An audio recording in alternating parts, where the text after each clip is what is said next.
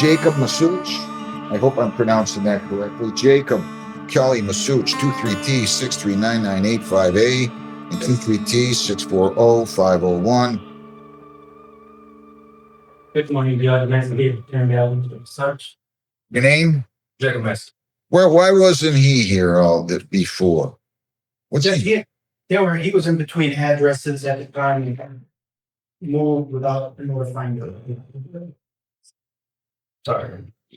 Well, what would you be sorry about if you didn't get the notice, but you got the notice and you chose to blow us off, right? Never received the notice. You never received the notice. Let's see, what was on your, this was a traffic ticket that was handed to you, right? Yes. They gave it to you, right? Did you ever inquire? Or did you think they just threw it in the garbage? I'm sorry. You didn't think they threw it in the garbage. Why didn't you call the court and say, hey, I didn't receive a notice? I mean, this was 2 years ago, about 2.5 years ago. He's going to plead to allowing an unlicensed. I just wish they would tell me the truth instead of lying to me. You know what I mean? If you plead to allowing an unlicensed driver to drive, the suspend will be dismissed. Do you understand? That is a misdemeanor punishable by up to 500 fines, 90 days jail, costs of all those allowing an unlicensed driver to drive. Do you understand that? Yeah. And did you sign, read, and understand the advice of rights? If you plead guilty, you'll be giving up all those rights. There will not be a hearing or trial. Do you understand that? Yes. To the charge, allowing an unlicensed driver to drive, how do you plead? Yes. On the 7th of March of 2023 at 9:35 p.m., were you in control of a 2006 Dodge that was being operated on Western Pine Tree and Trenton? Did you allow somebody to drive that was unlicensed, and was that you? Yes. Are you on probation or parole? No. Anybody in the world forced you to plead guilty? That plea is accepted, and I'm going to dismiss the suspend charge pursuant to the agreement on motion to prosecutor. So we'll talk about that sentence in a minute. Now I've got 23T640501. That is with the city of Trenton as well, but that was a different offense date. And as I understand, he's going to plead guilty under the Homes Youthful Trainee Act to assault and battery. True? Is that what you want to do, sir? Yes. If you do that, the possible penalties are up to 500 fines, 93 days jail, costs are all those. Do you understand that? Yes. And then I'll defer the proceedings, set terms and conditions. If you're compliant at the end of the specified period of the case, you'll be dismissed. Do you understand that? Yes. And on these files here today, did you sign, read, and understand an advice of rights form? Yes, sir. That's in file 985A. You understand, if you plead guilty, you'll be giving up all those rights, and there will be no hearing or trial. Do you understand that? Yes. All right. Any questions? No. To the charge assault and battery, how do you plead?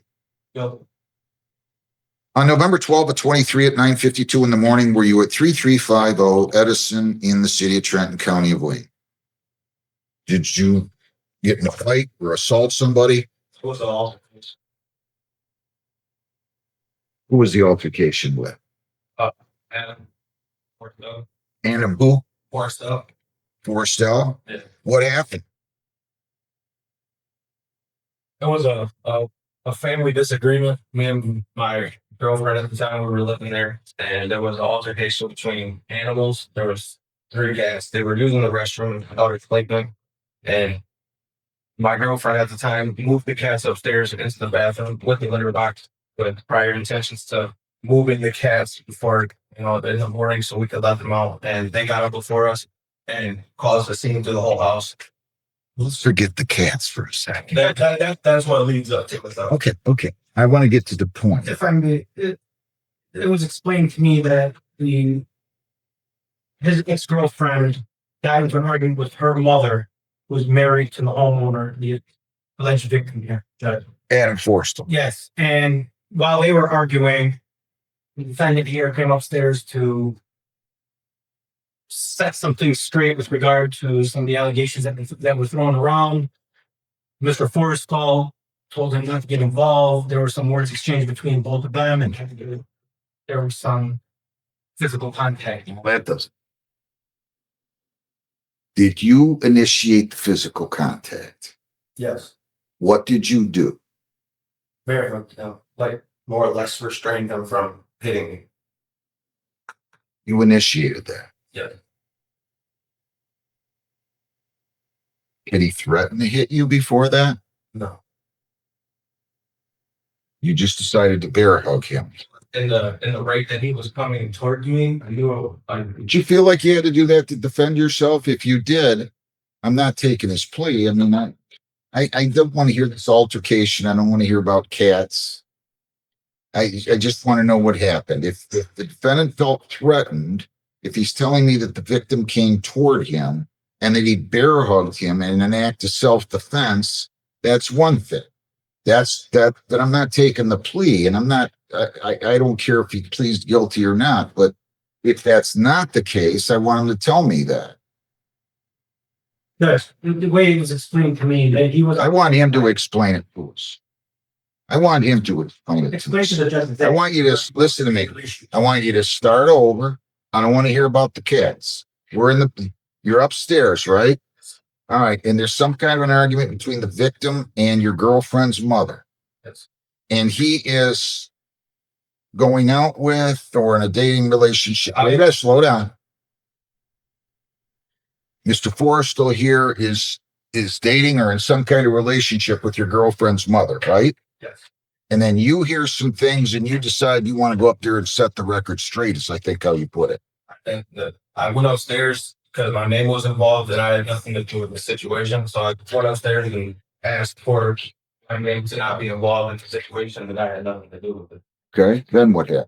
He took it as an offense to his wife. He told me to not say anything to his wife. I tried to explain my situation through the window in the kitchen. A couple more words got exchanged and he came charging at me from around the kitchen. Man, I can't take this plea. If somebody's charging at me, I got the right to bear hug them to stop them from assaulting me. I cannot take this plea in good conscience. You guys can go back and figure out whatever you're going to do. And then either way, come back in front of me here. Okay. There's just no way I can take this, not based on what he's telling me. Okay. Thank you.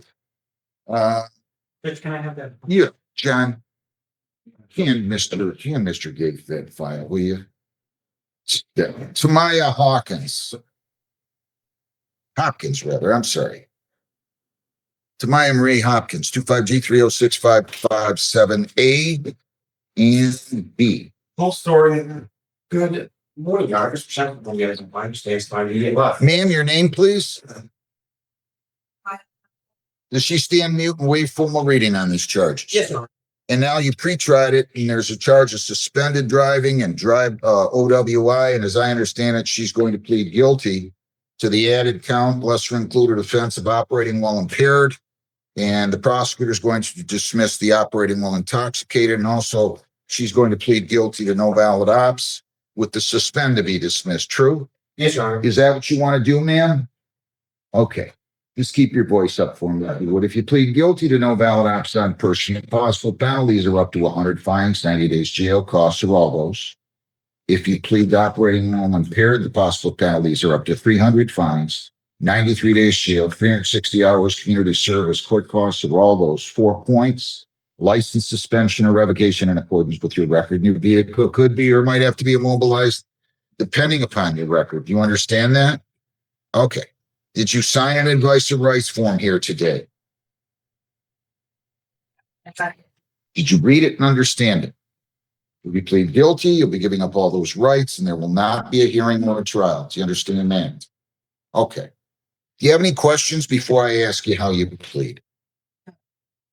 To the charge operating while impaired, how do you plead? To the charge no valid ops on person, how do you plead? On August 31 at 25, were you operating a motor vehicle on North Gibraltar Road near Jefferson and Gibraltar? And did you have a valid license on your person at that time? And did you drink alcohol prior to operating that vehicle? And if so, what did you drink and how much did you drink? Nice and loud for me, please. 2 buzz balls and turkey. 2 buzz balls? Balls. The buzz balls are. They got all these. It's a small alcohol. That's all right. It's okay. What else did you drink? And a what? A cut water? It's called. They got all kinds of things out there now, don't they? Huh? All right, whatever. Okay. Was your ability to operate the vehicle impaired because of the consumption of the alcohol? Why were you pulled over by the police? I didn't give a Ma'am, you got to keep your voice up. That's okay. situation with the and I didn't stop at the stop sign. When the police were called, I mean, what? All right. You think that at least in some respect had something to do with why you didn't stop? Why the fact that you were drinking, is that a contributing cause to the fact that you decided not to stop at the stop sign or not? Are you on probation, parole, counsel? And do you stipulate that the BAC I believe it's 113, Judge. 0.138, and you stipulate that was accurate for purposes of the plea? Yes, Your Honor. Ma'am, was that a blood draw or a intoxilizer? Breath machine? All right. And are you on probation or parole? Anybody forced you to plead guilty? All right, I'm going to accept your plea to operating while impaired. I'm going to accept your plea to no valid ops on person. I'm going to dismiss the suspend and OWI. She's never been convicted of another OWI. No, Your Honor, she's not on probation, parole, no pending cases. Now, she's got all kinds of warrants. She don't like to show up in court. How come? The traffic tickets, I just think I'm going to give her. Nice and loud. Nice and loud. You got to show up. You got warrants all over the county. Detroit, Wyandotte, Romulus. You got to stop doing that. And you are only 22, right? All right. All right. $1,000 personal bond. You cannot leave the state without the consent of the court or violate a law. You must appear in court as directed. No alcohol, no marijuana, no illegal drugs. I do want you to go in person to AA at least once a week, okay? We're going to hand you a form. Every time you go, you have to have that form signed. Every time you come to court, you have to bring that form with you. I'm also ordering a screening and assessment. I'm going to give you a sentence date, and then you're going to go across the hall to probation, fill out a questionnaire and be interviewed, and then you'll go down and get your court notice. What do you have for me, Lisa? October 9th, 8:30. Okay, October the 9th at 8:30. All right. Where do you work? Your Honor, she's not working right now. She is looking for employment, but she is going to esthetician school at Douglas Jail. I mean, you seem like a nice kid. Use your head. You got what? Get it together? That's a good way to look at it. I wish you well. Go down the hall, get your notice, and then you don't have to post any money. Then go across the hall to probation, okay? Where you'll fill out a questionnaire and be interviewed. Anything else, Mr. Shemke? No, Your Honor. Thank you, sir. People against She can Donald. go down to the hall and get the paperwork. right? Yes. Donald Edward Phillips, 25T645246. A and B, your name? A little bit. I'm down living beliefs.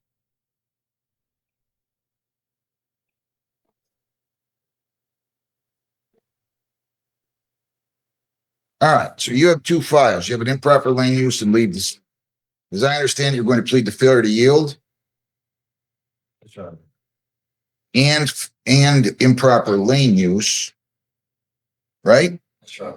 Two civil infractions, they're going to dismiss the leave the scene, right? All right. What did he say to you about, well, let me just say this. So you understand failure to yield is a 2-point civil infraction. And you understand an improper lane use is 2, although you should only get 2. The higher the 2-point total, you should only get 2, not 4. Do you understand that? Nice. To the charge of improper lane use, responsible or not responsible. And to the charge of failure to yield, responsible or not responsible. All right. 195 each file. And I'm dismissing the leave the scene on motion of the prosecutor.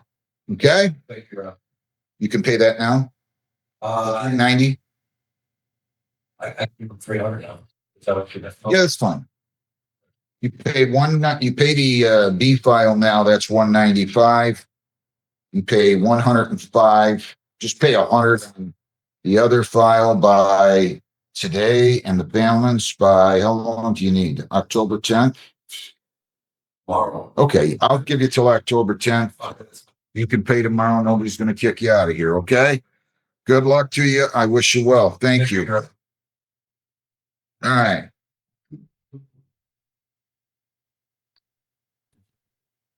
Walker, Christopher Raymond Walker, 25W7Q7443. How you doing, Mr. Walker? Could be better. Your name? Christopher Rain Walker. You have two charges here I'm going to arraign you on. I placed you on probation, it looks like, on February 4, 25. That was for 12 months, and that's under 7694A. Now I have a charge here that alleges that you failed to submit the chemical testing as ordered on September the 10th and September 11 of 25. You understand the charge? Yes, sir. And then count 2 alleges that you failed to attend intensive outpatient treatment. They think you didn't show up on September 8th, September 9th, or September 11th. Do you understand that? If you plead guilty or if you're found guilty of these, that would be 2 technical violations. That would be 4 total because you already have 2. Your probation could be revoked. Your 7694A status revoked. The conviction entered and you'd be subject to a 93-day jail term. Do you understand that? Yes, sir. And did you sign, read, and understand the advice of rights? Yeah. If you plead guilty, you'll be giving up all those rights. And there will not be a hearing or a trial. Do you understand that? Right. You have the right to a lawyer. I'll be happy to provide you with one at public expense today. Would you like one? Yes, sir.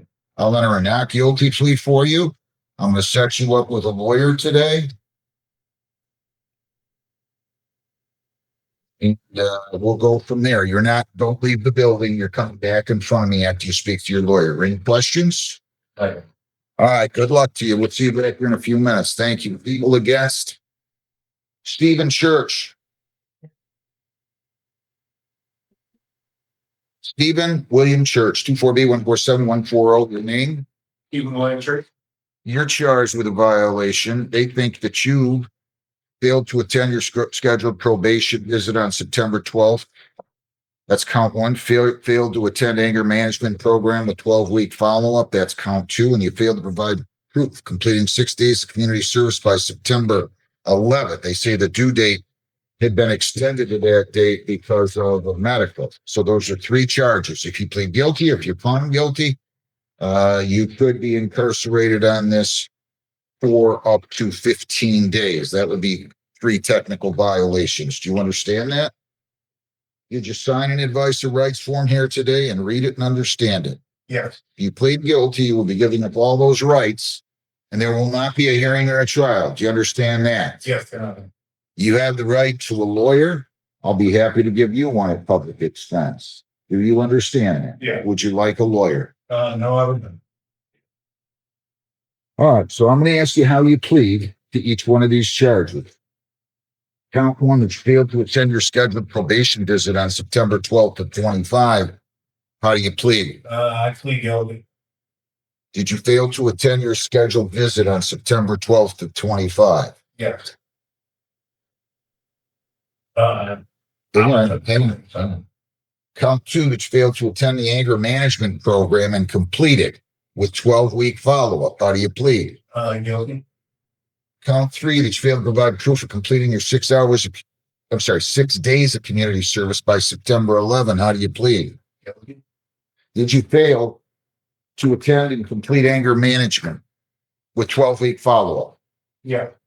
Did you fail to provide proof of completing your 6 days of community service by September 11th? Yeah. Anybody forced you to plead guilty? No. And you also didn't attend your visit on September 12th, right? I did speak to her after that. I'm a tow truck driver. Okay, but hang on. But She got home at 2 a.m. hang on a second. Hang on. But you missed your appointment. Yes. I'll listen to all this with your explanation. Call in Emily, please, John. Has anybody forced you to plead guilty? No. All right, so I'm going to accept your guilty pleas for all 3 counts. How long have you been working? I've been back to work since like 3 months now. Why didn't you get this stuff done? Because I was on medical. I wasn't bringing in the income. I'm a tow truck driver, so I don't get paid medical leave. I don't get none of it. And everything costs money. The anger management costs money. I was able to do that. Community service doesn't cost money. What was that? Community service doesn't. Getting gas, getting Slow down. Wait. I was living in the middle of Slow down. Let's just slow down. Okay.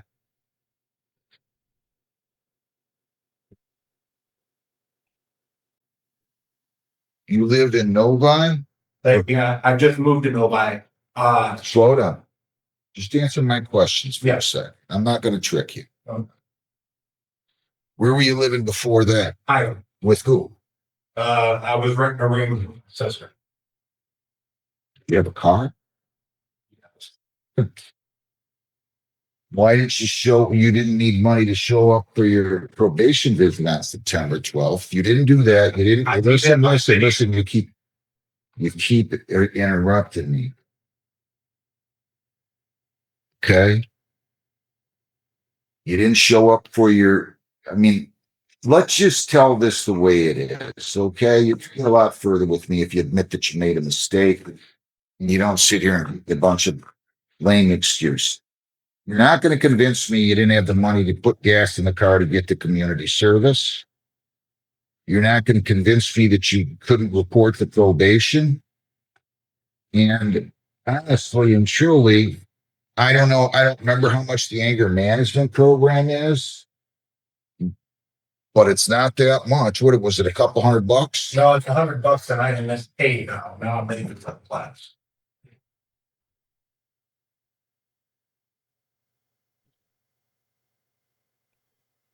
And now I'm currently registered with a place out in Oak Park for community service. I went there for orientation yesterday. So I dropped the ball. I'm trying to take the ball back. Trying to take this. That's a better response than your previous one. All right, have a seat a second. Let me get Ms. Tessino in here. I'm accepting all guilty pleas and I'll sentence you momentarily. People against Massuch. Jacob Kelly Massuch. 2-3-T-640501. 2-3-T-639985A. All right. Oh, wait a minute. So the only case I'm really calling now is 2-3-T-640501. And based on that, we're just going to go ahead and adjourn this, right? Your name again, sir? Jacob Massuch. So I'm going to set it over for a couple of weeks. If it doesn't resolve, then I'm going to set it for trial. Okay. October 9th, is it, Lisa? October 9th at 9:00. At 9:00. So if not resolved, set trial. That's what I'm going to do here. Okay. Understood. Are we setting the other one for sentencing? Yeah, I'm going to set the other one for sentencing at the same time. So the suspend, I took the plea to allowing an unlicensed driver. I'll set a sentence date for the same time, October 9th. You said at 9, right?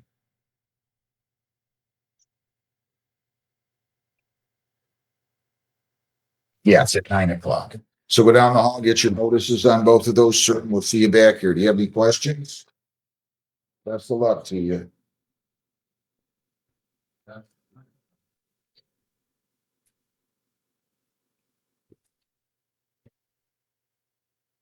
Did you guys get a hold of Emily?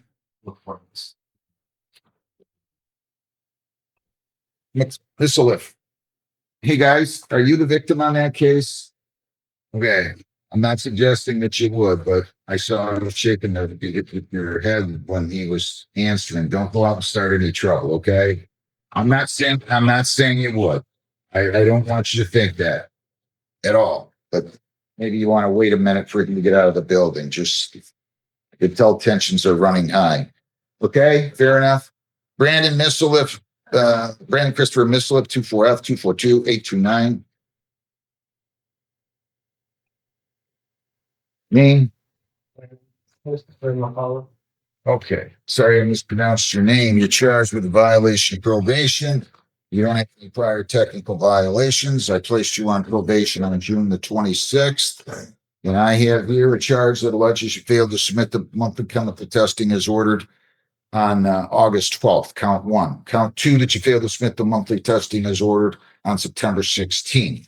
Count 3, that you failed to clear all your warrants by July 26th. And count 4, that you failed to provide proof of attending outpatient treatment. Those are 4 technical violations. If you are convicted on every one of those, your probation on this could be revoked and you could be incarcerated for the maximum, which is up to 90 days. Do you understand that?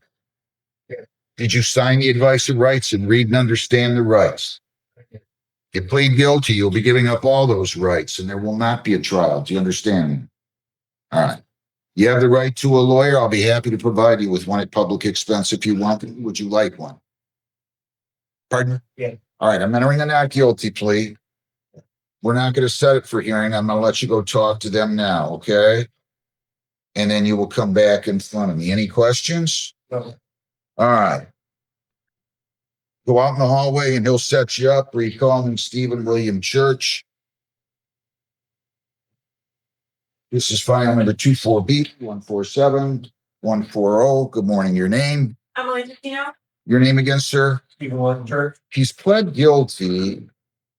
Even got a medical. I figured you were gonna ask me why I didn't issue this due. Well, I saw that you had on the probation violation due date extended due to medical. I figured because I ordered him to do it. And yeah, That's February. was reviewed. The last doctor's note I have was dated March 12th, and it was 6 more weeks. So then I kind of calculated his due date based on that, and he still does not. Yeah, I know. Okay. Do you have I don't want you to talk about your medical condition much. How long were you on the medical? I'm just going to ask you that. Can't give a definite answer. The last letter that I have, I don't think I emailed to her, but I actually went back to work against medical advice because they wanted me to take more time. So The first letter I have dated in February. He's still on probation. I put him on probation for 2 years, 21 months rather. So he's going to be on probation until September of 26.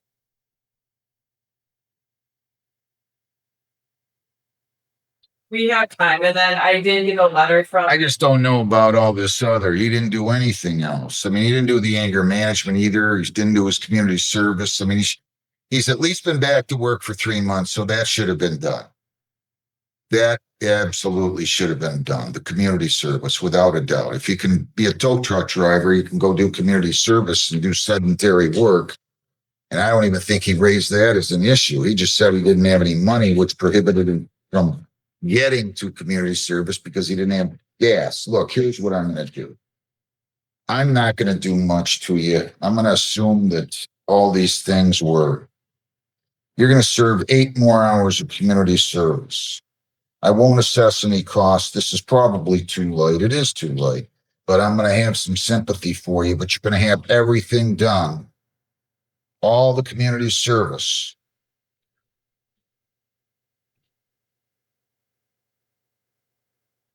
By. So you have 6 days to do. I'll give you till November 15th, but you got to do now 56 hours. Okay? Now, the other thing is anger management. You're to be in anger management. You're not going to be able to get this done if you don't get in it quick. Be in anger management program by October 17th. If it's 12-week follow-up, that's 3 months. So if you started October 17th, I mean, I guess you still got some time, but I only offer. yeah, I actually just made final payment today. so that's what I'm doing. You got it? Yes. Don't play around with this anymore. All right. Any questions? You should walk out of here knowing I was too late on you today. Good luck. Thank you. What else do I have out there, John? Yeah. Shows staff I got more no-shows? from today. Sure. Here for today. Go ahead. People against Carrie Elizabeth Chaffins, 25W838626. Defendant failed to appear, 141 cash or surety. People against Cameron, Amanda Rose Cameras, 25T645333 and 25F243753. Warrants to issue, bonds to be forfeited, 213 and 237. Cash or surety respectively. Michelle Lynn Kopitsky, 25B148203. Warrant to issue, 285. Cash or surety for failure to appear. Erica Von Shell Patterson, 25W838857. Warrant to issue, 213. Cash or surety. Omar Karem Pearson, 25B148780. 213 cash or surety. People against Kuldeep Singh, 25M531068. 333 cash or surety. Warrant to issue. People against Cameron Rayvon Taylor, 25B148199. 243 cash or surety. Warrant to issue. People against Denario, Dijon, Wesley, 25W8886, 213 cash or surety. Warrant to issue. Candace Lynn Wetmore, 25T645752 cash or surety. Warrant to issue. Adam Howard Whitlock, 25F243623 A and B, 237 and 282 cash or surety respectively. Warrants to issue. People against Sobolak, Alex Richard Sobolak, file 25W838798, A and B, 195, cash or surety on both files for failure to appear for show cause. People against Thomas William Story, 25B148800, A and B, 213 and 282, cash or surety respectively on the criminal severe for a show cause at 840. People against Medrick, Devonair, White, Palmer, 25T645753, A and B, 129 and 282 cash or surety respectively. Garrett, Matthew Edward Garrett, 25W838289. Defendant failed to appear. Warrant issued, bond to be forfeited, 525 cash or surety. Pryor, Khalil Lamonte Pryor, 25W837702. Defendant failed to appear for show cause, 537 cash or surety. People against Joseph William Wynn II, 25B147843B. Defendant failed to appear, 483 cash or surety. Wilson Tallison. This people against Salitha Chanel Wilson Tallison, 25W837860. Defendant failed to appear, 315 cash or surety. Warrant to issue. People against Anthony Wayne Thompson, 25B147849. B and C, 177 on the B file, 159 on the C file. Warrants issued. People against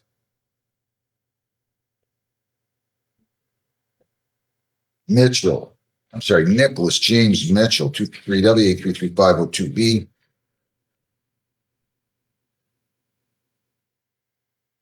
Defendant failed to appear, 272 cash or surety. I couldn't have it with him. This one. 23B143167A. 336 cash or surety. 25B148460. 585 cash or surety against Mr. Mitchell, and he also has 24B145784. Warrant to issue, 585 cash or surety. Brandon Christopher McCall, 24F242829. Good morning, Judge. Matt and you. I need Emily. Your name, sir? What is he going to do on these? Judge, he's going to plead guilty to violence. You plead guilty here, sir. You would have 4 violations, and you could have your probation revoked, and you could be incarcerated for 93 days. Do you understand that? You got to keep your voice up. Yes, sir. Did you sign the advice of rights and read and understand the rights? Yes. If you plead guilty, you'll be giving up all those rights. There will be no hearing. Do you understand that? Yes, sir. All right. Is count one that you failed to submit the monthly testing is ordered? Yep. On August 12th of 25, how do you plead? Is the count two that you failed to submit the testing is ordered on September 16 of 25, how do you plead? Yep. Count three that you failed to clear all your warrants by July 26 of 25, how do you plead? Count four that you failed to give proof or provide proof of attending outpatient treatment, how do you plead? Yep. Did you fail to submit the testing on both August 12 and September 16 of 25? Yes, or no? Yes. Did you fail to clear all your warrants by July 26 of 25? Did you fail to provide proof of attending outpatient treatment? Yes. Anybody force you to plead guilty? No, sir. What are you doing? You're not taking me very seriously. Judge, Mr. McCullough's behalf, he was having I'm gonna accept the pleas, by the way. Go ahead. transportation issues at the time, Judge. He still had an issue with his car. He had a used car because he had started working. But he kind of give to him from the test center. That broke down, and he still had issues trying to get that repaired. You need to walk. I don't care if you gotta walk. I really don't. Take a She's going later bike, today. take an Uber, walk, take a I- helicopter. I could care less, but you can't miss your testing. This is a bad start. You should go to jail today. You're using again. Judge, with regard to the fourth allegation, he did speak to Ms. Casino about it, and he said he was doing some kind of telehealth, and she did require her to bring some documentation to see if they did, in fact, fulfill the requirement of the outpatient substance abuse, and said the doctor was not able to provide that documentation. It's not gonna be what you guys put out as the means that what needs to be done. It doesn't mean what the criteria. Yeah, we're not gonna need to. I would rather go to a physical place than try to, because they need to fax or email letters because it's not gonna work. Your name? Did I ask you for your name? Judge, with regard to the warrants, he did try to contact the other jurisdictions. He was told that as opposed to welcoming in, he needed to provide a written letter that explained why he missed his court dates and those. What court told him that? What court told you that, Mr. What court told you that? I want to know. I'm going to get on the phone with the judge there. What court told you that? Even he said he needed to provide a written statement as to why he missed the court dates and then request a hearing in writing before they would schedule him. Have you ever heard of that? I've never heard of that, but I mean, everywhere else where you just step their key. But he has more than just that. I don't know if he's still in good standing with his other probation case. So it's kind of a unique situation. They have him testing twice a week, and we only have him testing once a month. How Any violation. old are you? 75. It's time to grow up. What are you doing? What was what I don't have this report in front of me. What was So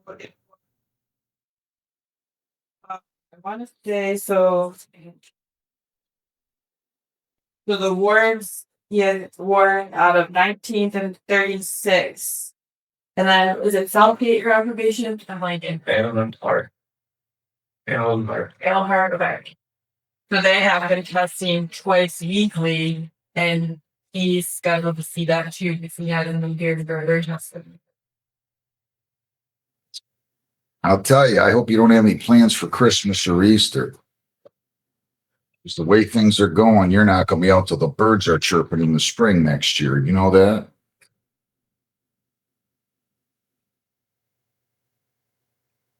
It's time to grow up. When did you, he's got, what kind of job now? And property maintenance. For who? It's called Brooks Spending. Brooks striping? Yeah, we do the striping in the parking lots. The paint, the How line, many hours you work striping parking lots? 40. So you're making money. Yeah, Well, then why don't you have a ride? According to Mr. I just got a brand new vehicle, well used, and it literally broke 3 days after I bought it. How does he get to work 40 hours a week if he can't get a ride to get to testing?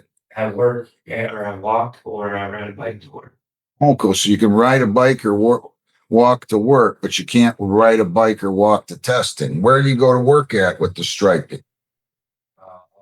Like, tell me, give me some examples. So you take a bike to Ann Arbor? No, You walk to Ann Arbor? no, to my workplace is a couple miles from me, so I can get to work. I've been trying to stay. I've been bouncing around hotel. Come.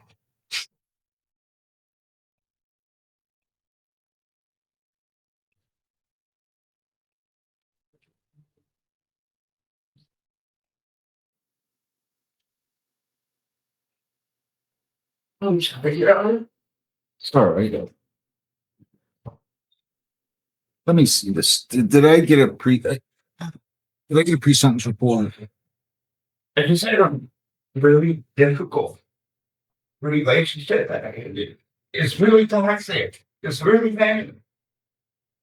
And No relationship is worth getting upset like this.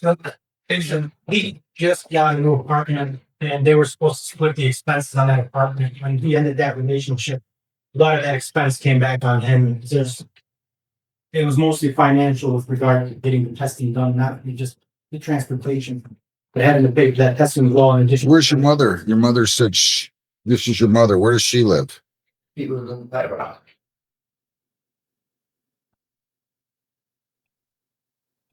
You graduated. You're using opiates still? No, Tell me the truth. no, honestly, no. So, I'm not a yeah, I was gonna say, he is on Suboxone. Yeah. He hasn't tested since, his last test he had was August 4th, and he did test positive for his Suboxone. Well, So, he was, that's prescribed though. yeah, he was taking it. He's on a sobriety court, and even if he was, we take that. That's okay. I'm fine. If that helps you wean off of it, you got to stay off of that, or you're going to die. Is DNA open today? Actually, I'm be honest, I don't know off the top of my head, but I can, if they're not, I can send them to you. Say, I'm adjourning the sentence. Defendant to test today. Defendant to test today. New sentence date when Mr. Gaith is here, Lisa. October 9th at 8:30. I'm going to expect you to test every time. you only have him testing monthly, is that? Yeah, that's probably the problem.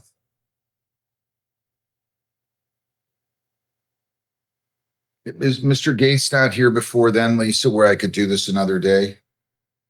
Let me check. I'd like to move it back this way. I believe I may be on Judge Heston's docket, the Thursday before that, the second. I'm off that day, but Good for you. He's here as overflow on October 1st, and then here for Judge Hessen on October 2nd. What do you want me to do? You're my boss. Oh, I'm sorry. He's here, the arraignment attorney, on Monday, the 29th, also September 29th. Nah, we'll just make it the first. The first is good enough. Is that all right? And we'll do it at 8:30? Yeah, it's a Wednesday, and you have a lot that day, just so you know. That's okay. You gonna be positive? No, Okay. I hope not. I really hope not. I'll see you here on October 1st. You go down the hall and get your notice. You must comply with all terms and conditions. If I were you, I would start surrendering on the warrants. Okay? Let's get your life in order. You got 50 years ahead of you, if not more. All right? Just relax. Take a deep breath. Let's get you a better job. You need a better job. How much you making in a position? You need a better job. All right? We'll see you back here. Good luck. Did I give you back the screening? Here, would you take that out of the things? Christopher Raymond Walker, 25W727443. I need Beth on this one. Can you tell her to come in on Walker? Your name, sir? Christopher Raymond Walker. Mr. Gaith, your name? So what are we doing here? If you plead guilty, you'd have 4 violations. As I said, your probation could be revoked. You could be incarcerated for 93 days. Do you understand that? I can't hear you. Did you sign the advice of rights form here today and read it and understand it? Yeah. If you plead guilty, you'll be giving up all those rights and there will be no hearing or trial. Do you understand that? Yes, sir. Technically, these could be counted as 2 different technical violations in count 1, but I'll count them as 1 since they've been incorporated. To the charge you failed to submit the testing as ordered on September 10 and September 11 of 25. How do you plead? Guilty. Did you fail to submit the testing on those days? As to count 2, you failed to attend IOP as scheduled September the 8th, 9, and 11. How do you plead? Guilty. Did you fail to attend on those days? Yes, sir. Anybody forced you to plead guilty? No. These are accepted. What's going on? Mr. Walker in Howard case of angry types. And he did email Miss Wiles on September 14th. She did reply on 15th, letting her know that she had already issued the show cause. Why did he wait until you said the 15th? He emailed her on the 14th. She replied on the 15th. Okay. Same day that the Why'd you wait 3 more days if you couldn't appear for testing on September 10 because you had pancreatitis? Why would you wait until the 14th? he was bedridden, basically, Judge. He couldn't get around at all due to the severity of the condition. Do you have a note from a doctor? He did not go see that. Did not go see a doctor. Hey, You're a doctor now. You can diagnose your own medical condition as well as your name. Just frustration, Your Honor. What is going on here? Can you tell me? He's saying he had pancreatitis and he speaks quite confidently, but he didn't go to a lawyer. I mean, to a doctor, Brandon. Yes, I did ask him for proof of a medical, with not any real response after that. I do challenge that. What prompted the chemical test is Mr. Walker's girlfriend's mom, and stepdad came in. They were very alarmed, kind of gravely. I don't know if you know about Mr. Walker's history, if you remember. I mean, he was intoxicated. Not the last time he was in court, excuse me, but the time before that, pretty high BAC. So what they basically indicated to me was he got off his sober link. He did very well on the sober link. I have to indicate he did very well as far as being timely and blowing zeros. But the moment he was off, he did resume drinking. They were gravely concerned. I went ahead and sent him for that chemical test. Doesn't show. I gave him that evening or the next day to show. Indicates this medical. I do know that his girlfriend's in the court today. She indicated to me that basically what he had advised her was that he wasn't going to go and that he was going to come up with an excuse to avoid the chemical testing. The girlfriend's mom has communicated with me. I think that they're all very, very concerned about his use. I've said this in court before. I think Mr. Walker has a bigger problem than what he's admitting to. No, I don't have any verification that he's laid up in bed. But when I have numerous people coming to me and indicating that he's had to leave IOP due to being intoxicated, he has been laid up on the floor. They've shown me pictures of him intoxicated in the house. I'm concerned for Mr. Walker. I'm very concerned. He didn't go for this test, skipped out on his treatment, and he skipped out on recovery. After a recovery coach, after I issued this violation, he missed yet another IOP session, and he missed a session with this recovery coach. Oh, So this violation is mostly in regards to my big concern about Mr. Walker. does the girlfriend want to come up here and say something? I would leave that up to her. I think she would. She comes out to the probation department often. If she chooses not to, then I'm gonna be concerned about what she reports to me in the future. You want to come up here? I've said what I said.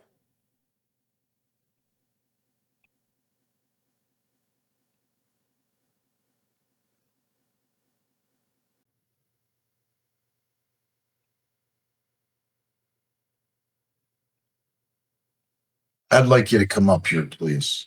I really would. Nobody is out to hurt Mr. Walker. More out there. Yeah, whatever. Can you tell me your name? Alexis Smith. Did you hear everything Ms. Wilds reported that you and other family members had told her, family members of Mr. Walker? Yes. Did she correctly quote you?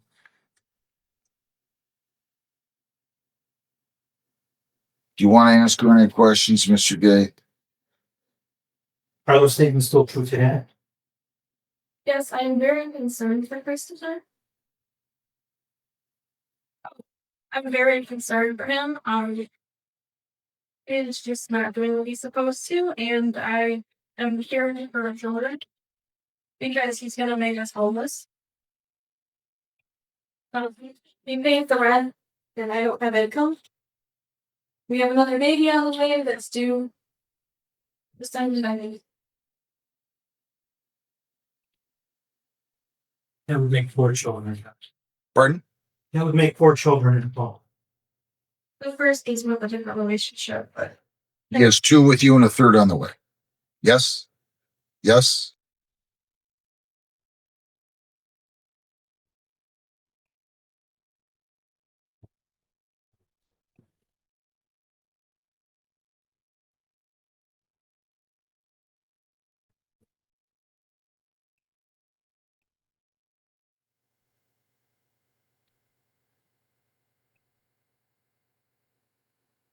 I wish I had more time. I'd make you go into sobriety. I can't get you through the program. You've been on probation for 7 months already, 8 months. Young man,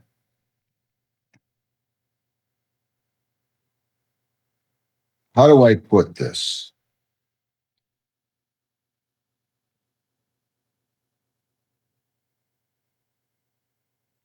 If you're going to have children, with it comes an awesome responsibility. It's an obligation that you chose to undertake. I don't know why I hear these kinds of things and hear about parents that don't see their children. I don't get it, never understood it, never will. I don't know why anybody would have a child if they don't think. It's an awesome responsibility that requires their full attention.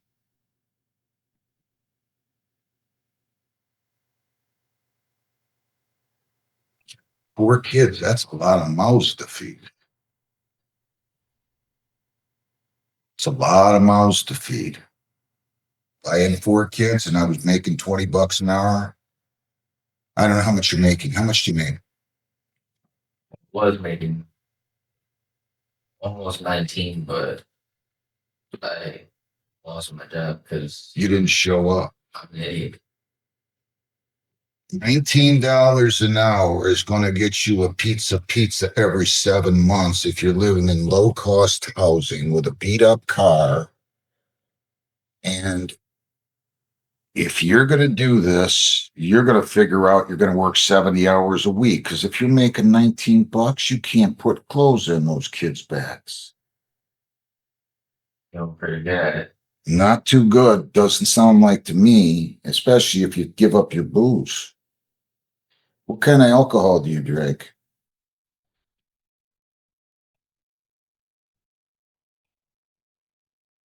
Not yet. But he's currently under consideration for employment at 2 dealerships as a mechanic. Technician, that's same thing. A little bit more complicated. I'm not just in charge of working on vehicles, I'm in charge of tires and all that stuff too. I'm trying to get it off. No, you're not. You're not going to treatment. You're trying to pull one over our eyes. We're not stupid up here. That's a horrible word to use, stupid. But I get the feeling that, a decent percent think we don't get past fourth grade, like second semester of fourth grade, we were out. You think I was going to buy this nonsense? Pancreatitis? You might have it because you're drinking like a sieve. I don't know what to do with you, but I'm going to make the best call that I see.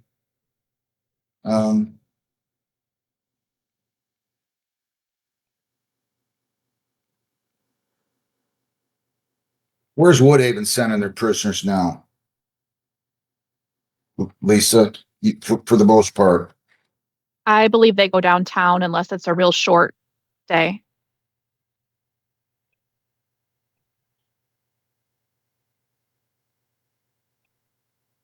How often am I having them test now?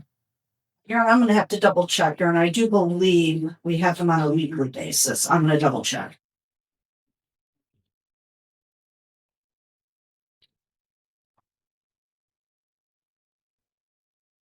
Yes, he's calling Lavender on a weekly basis.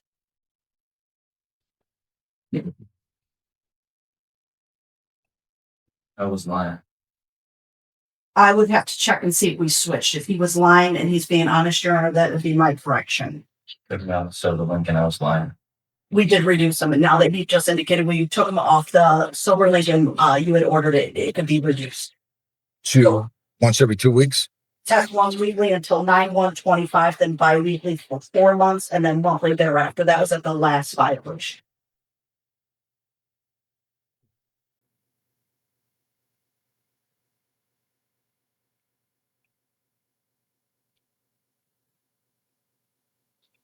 I'm not going to assess any costs. If I let everybody finish over here, and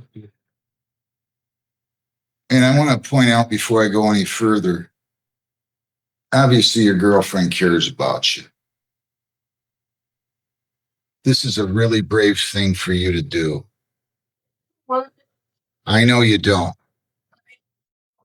do you I know what to do. Sometimes I have to do things I don't have to do. I sent somebody to jail yesterday for 5 days and thought about it all night. You got to go to jail today, son. You're going for 6 days and you're going to be on a SoberLink device within 24 hours of your release from custody. You're going to test weekly until December 31 and then bi-weekly. So the minute you get out of jail, you need to go over and get a SoberLink device. You're going to test weekly until December 31, then bi-weekly. Not assessing costs. How many months? When's this probation schedule? For judgment hearing right now is January 20 of 26. He's got some. Let's keep it there for now. You got to get your act together right now before it's too late. I'm trying to. You're going to die. I'm not going to go to jail. That's just. Well, that's too bad. You deserve to go to jail. You sat and lied to me. You didn't have to come and tell me this. Have a seat. I don't want to hear it. Good luck. Daniel Kusick. Daniel Vancusk, 25T646366, A, B, and C.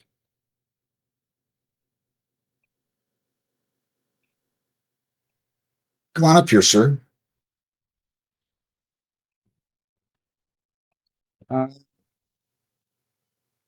Your name? Daniel Vancusk. Who was the prosecutor on this? Mr. Bologna? Who'd you talk to? I don't remember his name, sir. He was just in here. Is Mr. Shumke on this?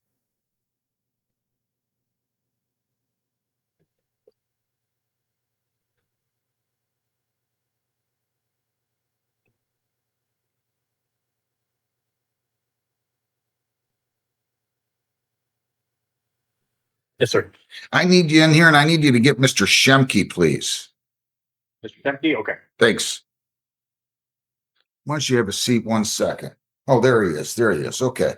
People against Daniel Vancusk, file 25T646368, A, B, and C. Mr. Shemke, good morning. Your name? Good morning, Your Honor. Mr. Sheffield, can I get my claim stands to my immediate right? Mr. Shemke appears. Mr. Sheffield. Oh, you said Christopher. Okay, I thought you said Mr. No, that's my father. Okay. Your name again, sir? Good Shelter. Daniel Mancusi. You guys didn't address count one, the defective equip. It was a warning, Judge. Oh, it's just a warning. Perfect. Perfect. Okay. Actually, they checked waivable there. Oh, It wasn't a warning. Mr. Bologna, your name? Anthony Bologna. All right. What do you want to do with count one? It's defective equip. well, yes, that's right. And just for that, Would you write it on here? Yes, I'm aware. it was fine for the judge. I thought it said. That's all right. You're capable of making a mistake, Mr. Shemke. I made it this far in the year without making it once. That's pretty good.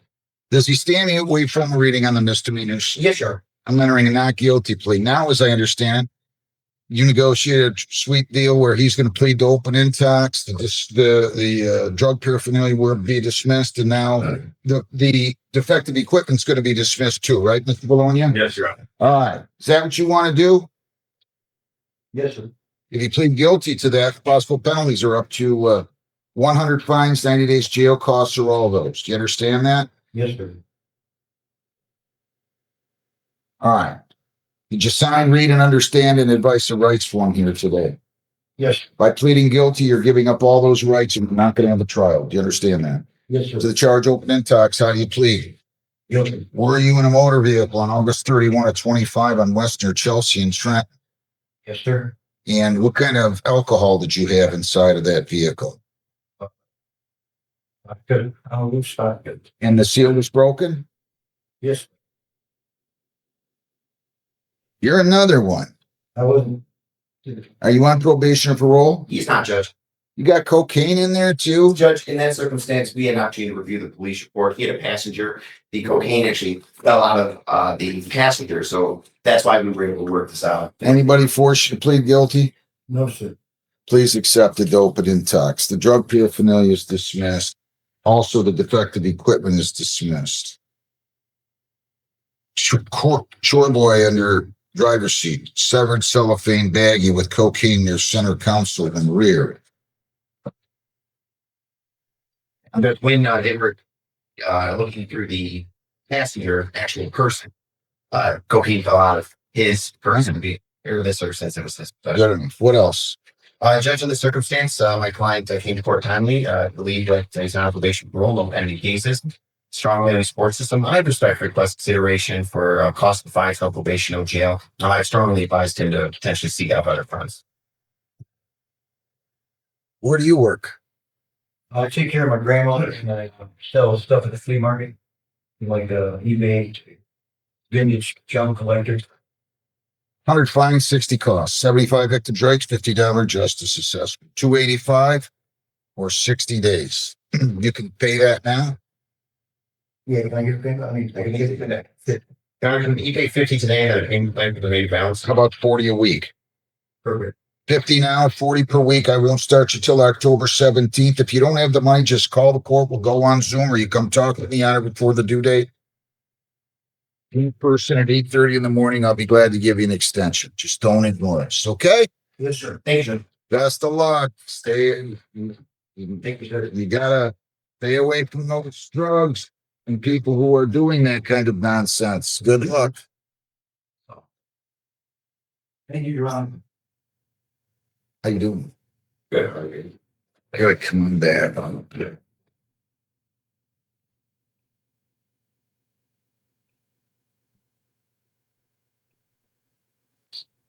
What's the bad doc? It's today. No, not at all. How you doing? It's good. You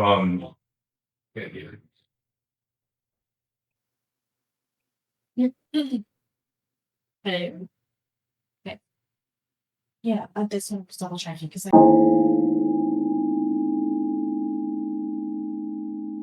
We're on the record and let's go off the record for a moment. Mr. Winters, Ms. Keenan, your attorney logged in. So You're all set, sir. Mr. Winters, I'm all set. counsel, this matter is scheduled for 9 a.m. Yeah, I'm a little bit of a loss because I don't think I received any notice or any email, but in any event, We're here and ready Well, to proceed. Counsel, today is the date scheduled for sentencing. And so you would have received a pre-sentence report emailed to you, and this is supposed to be in person. Your client has been here since before 9 a.m. I understand. When was the sentence date set? Counsel, in this court, after the plea is accepted, the parties go, the attorney and the defendant go to probation, where they receive information regarding their pre-sentence interview, the date for the PSI, as well as the sentencing date. And that way you can coordinate that with your schedule. If memory serves, we were previously before the court on this particular case, and the court should know that Ms. Keenan also has a case or had a case pending in the Wayne County Circuit Court that she's handled and that she's on probation for. Counsel, what does that have to do with you having to be here for a 9 a.m. sentencing? Because frankly, I didn't know that it was up today, and I apologize, Judge. I can be there about 45 minutes. Well, no, she can't keep waiting, counsel. She can't keep waiting. Are you prepared to proceed, counsel? Well, I haven't received the pre-sentence report, Your Honor.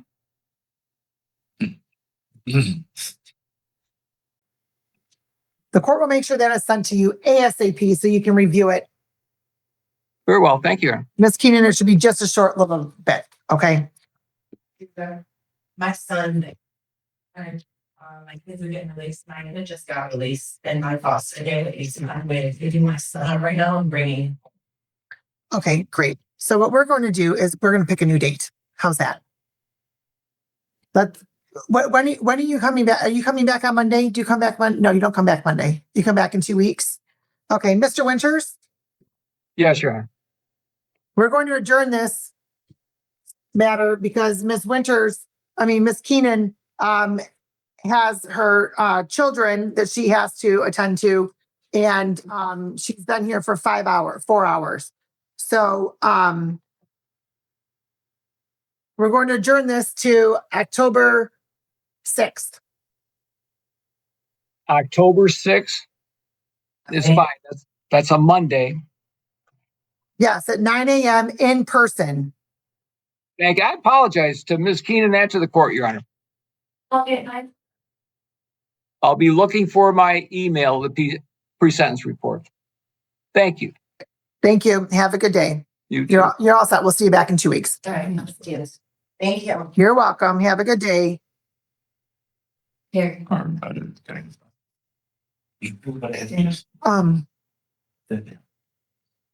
It's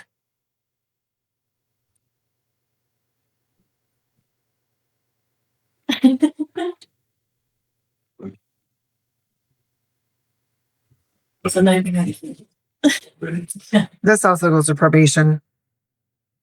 I've done it. Or judgment.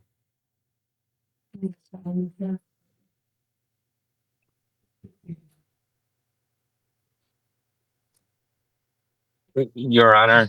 This goes here. Hi, Mr. Gregory. Hi. I have Mr. Letts. I can't look it up on the ROA, but I believe I need to be there in person. I'm on my way there now, I guess. No, I'm showing a probable cause. It's okay for you to be on Zoom, I think. Oh, okay, good. Because I just had my tooth pulled, so I did not want to come. And I remember that you had some injuries from a baseball. So yes. Okay. I'm just waiting for the file. So thank goodness. Okay. I'm gonna go wait for the prosecutor again. Okay, thank you. Let's go No on the record. Oops. Are you okay, Ellie? Yeah, we're good. Let's go on the record in the matter of the state of Michigan versus Samuel Dagunda, 251234. Good morning, Your Honor. Jonathan Simon, P35596 for Mr. Dagunda. Thank you. Mr. Dagunda, your name for the record, please. You're muted, sir. Samuel Dagunda, Your Honor. Okay. I don't even have a sheet in here from the prosecutor for today. Counsel, what's happening today? You had an opportunity to speak to the prosecuting attorney. No, I was in the waiting room for about 2 hours, and then I received a message to return to the courtroom. Right. I thought, he's I mean, there was a time that he was out of the office because he was in chambers, but, okay, we're going to recall this matter. Let's put Mr. Simon back in the breakout room with the prosecutor. Go right in, Mr. I know, you're next. Well, it depends. Sometimes it is, sometimes it's not. It depends on what the issue, it depends on what the case is here for. Here for probable cause, you could have been on Zoom. But just so you know. Unless you're late, then that opportunity is not there anymore. So let's go on the record. Is your client here? Okay. Let's go on the record in the matter of the state of Michigan versus Bart Yenna, 221319. What was the point for Mr. Yenna, present and appropriate? Please state your name for the record.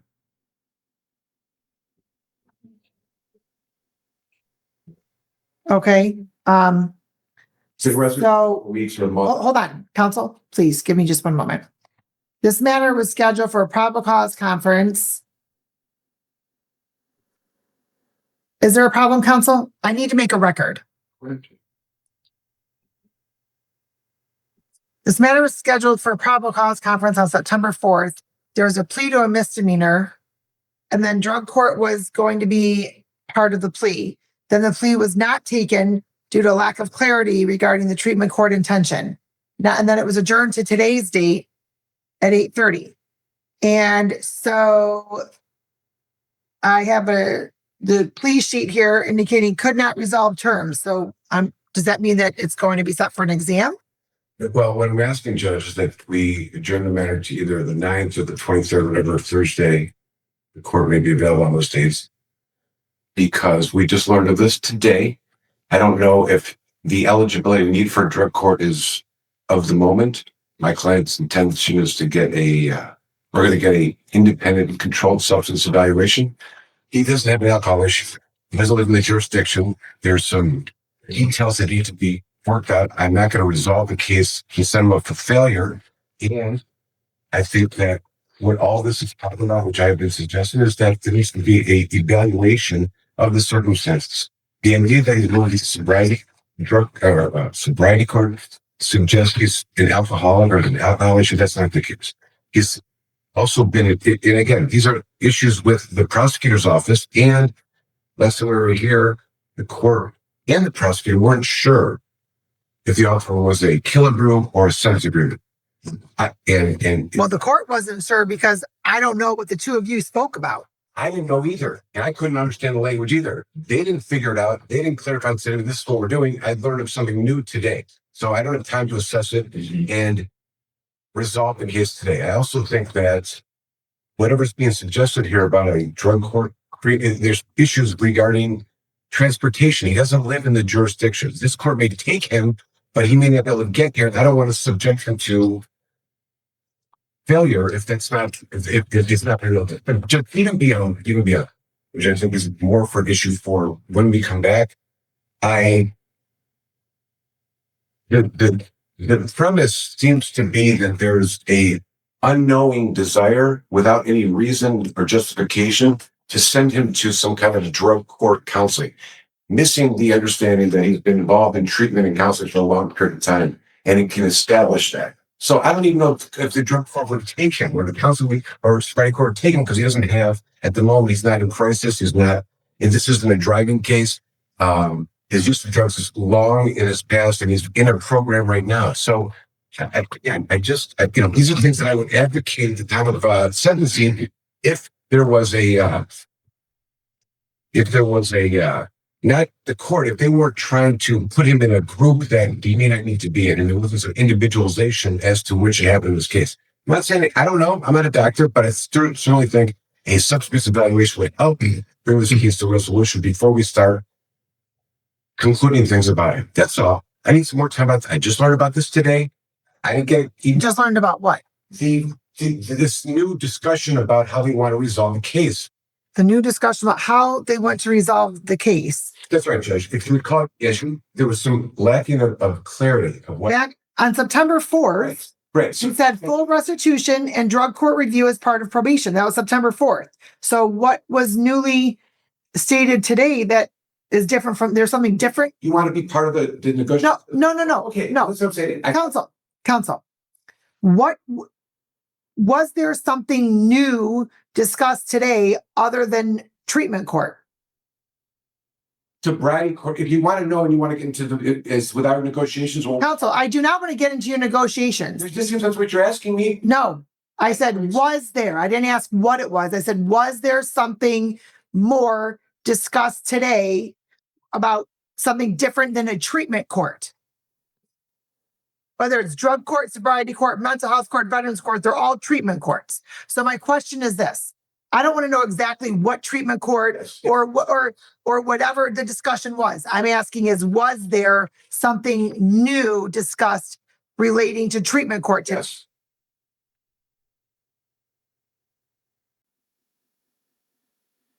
And as I indicated before, if your client resides out in Macomb County, have you looked to see, and I understand your statement and your position is that your client may not be eligible for treatment court because he doesn't have an issue with alcohol or substances. But my question is, have you contacted any of the Macomb County district courts, the treatment courts that are out there? Not yet. That's one of the things I intend to do since I just learned of this new thing today.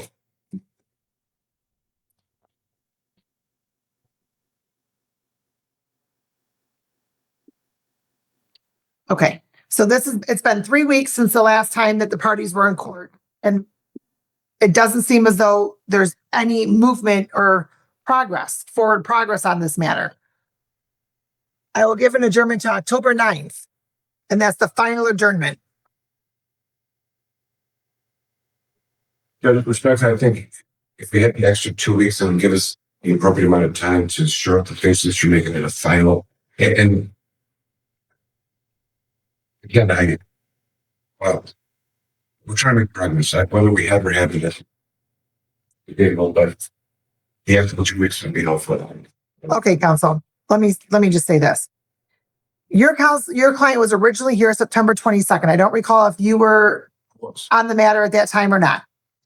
And so then the court ordered the parties to appear in court because your client had poor audio or the co-defendant had poor audio. I don't recall. And so then a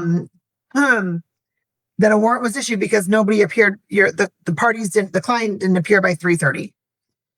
June 18th, the warrant was recalled. You must have walked your client in, appearance filed, and we set it for August 14th. August 14th, we had the formal reading, entered a plea of not guilty, scheduled it for a probable cause conference for August 21st. August 21st, it was held and adjourned for discovery to September 4th. September 4th, the probable cause conference was held, and that's when the plea was attempted to be taken, and there wasn't much clarity by the prosecutor's office. And so we adjourned it to today's date. Now we're here again, and there's another request for an adjournment, and you're asking for a 4-week adjournment. Judge, with all due respect, I was at every single one of those, not the first one, but I've been here and I know exactly what happened. And to suggest that somehow this is our fault unilaterally, do you know what goes on in that conference room up there? Hold on, counsel. Hold on. Hold on. Mr. Camorn, let me clarify something for just one moment. I'm not accusing you of anything. I'm making a record, a procedural record for the case. Because okay. Excuse me. Let me finish. Let me finish. I understand that there is one prosecutor and multiple defense attorneys that are trying to speak to the prosecutor then. That is why this court expects that attorneys are going to speak outside of court and not wait until court to have communications. Because this court has to make sure that it is reporting accurately to the state court administrative office on our timelines. And the state court administrative office has put forth certain timelines for certain cases. This case is now over that timeline, even after your client's turned himself in. So that counsel is why I'm making a record. I'm not accusing anybody of anything other than not having communication outside of court potentially. But That be that as it may, this court will give a 2-week adjournment. Judge, respectfully, I just want you to hear something. The idea that you're speaking to me and I'm going to try to communicate with the other side off or outside of court happened. You know what didn't happen? Them communicating with me until I get here. Okay. This is not, I understand you're making a record, but the record should be clear. I've sent numerous emails when we're not in court. When do I get my information? Here, amongst the chaos. I had to wait till literally 11:30. I sat there for 2 hours until they told me. I said, it wasn't even sent to me. Oh, I got a response from Gearing. It wasn't even sent to me. I'm not getting even a response. It's sending through him. I got to come to court. Here's the respectfully, Judge. I need extra 2 weeks. I'm going to get it done. I'm not asking for much. The delays or whatever it is, and your records and stuff, fine. He's out on bond. He's got his tether, which we would like to have removed today. There's no reason for us to, and he's waived his right to speedy trial for this point, okay? So there's not a legal reason for us not to get the extra 2 weeks, all right? All right, just 1 moment. Mr. Mohammed, your vote for the record. Thank you. Good afternoon, Mohammed on behalf of the people. Judge, I don't know what defense counsel has put on this record. I would like an opportunity to get my phone and read the email because I don't know what he's been saying. The request, the statement is that that there's not when I learned there's not. Let me finish. Please stop interrupting me. That Mr. Comorn wants an independent substance abuse evaluation as a way to work out a resolution because he doesn't believe that his client would be eligible for treatment court based upon the representation that Mr. Yenna does not have an alcohol issue or a drug issue. So that live in the jurisdiction. I'm not done. Please stop interrupting me. Jurisdiction is not necessarily a prohibition on treatment court, counsel, as I indicated, because your client you can look on behalf of your client for a treatment court that's a regional treatment court in Macomb County. That means that they would accept a transfer of somebody that lives in the area from a court in another jurisdiction. So not living in the vicinity is not a barrier to your client participating in a treatment court if that was what was agreed upon and your client was eligible for that. Then, Mr. Mohammed, this court was making a record because the request was to adjourn this to October 9th or 23rd. And this court went through the record, the procedural record of this case as to what dates have been here and the number of adjournments that have been requested. And then that is when Mr. Comorn was questioning as to whether or not this court was accusing Mr. Comorn as to the reason why the adjournments have occurred. This court clarified that it was simply making a record. Mr. Comorn, and the court also stated that it does have an expectation that attorneys are speaking outside of court. Mr. Comorn indicated that he has sent emails to the prosecution and he just received his response today from you. So that, Mr. Comorn, would that be an accurate summary of what had occurred on the record before Mr. Mohammed walked in? Yes, all I was asking. Okay. The 23rd to return. And the court is not giving until the 23rd. There's been a number of adjournments. This court is not granting until October 23rd. This court is giving until October 9th. Mr. Mohammed, what is it you would like to inform the court of? So, Judge, previously when we adjourned is because we were looking for some more clarity as to whether or not what was entailed pursuant to the drug court review. And so we did reach out to a supervisor and he responded and he indicated that I reached out, not we. Can we stop interrupting the record, please? You'll have an opportunity to respond, Mr. Comorn. So defense counsel sent an email to my supervisor, and then I sent another email to my supervisor, which defense counsel was not included, which is why he does not know. Because this is between colleagues, I don't need to include defense counsel in every email that I send to my colleagues. Nonetheless, I received a response to my email, and it included essentially that the defendant should be assessed by a sobriety court to determine need. If the sobriety court determines that the defendant qualifies, the defendant should be admitted as part of the sentence. The referral for the assessment is required, The sobriety court will determine whether or not there's admittance, and the defendant must be essentially honest and act in good faith with assessment. That is what the plea offer essentially is entailing, and which is not, and it's not something that I can deviate from. This is a felony case that's being reduced to a misdemeanor. It's been overlooked by supervision. I'm not in a position where I can deviate from what their intention is so that defense counsel can go get independent testing done or whatever they want to do. This is the offer. If the defense does not want to accept it, they do not have to. We will withdraw the offer and continue with a felony preliminary stand. It's very straightforward. Now, the court's aware that I didn't want to get into the whole bringing the court into our negotiations, but thankfully, brother counsel did exactly what he probably shouldn't do. Engage the court with what we're discussing. I just wanted 4 weeks so I could get an assessment and look into the possibility of other jurisdictions. What you know, Judge, what wasn't answered here is that, you know, when I saw what the writing was at 12:40 or whatever it was, when he showed me on his phone, the lack of communication is not this subtle. It's one way. You heard I'm not including the emails. The only place I would have learned of this was sitting in the third pew at 12:40 p.m. today when I learned of what it was. Asking for an adjournment under those circumstances, when they're talking about sobriety court, it's got to be these terms, sobriety court. Alcohol isn't even a thing.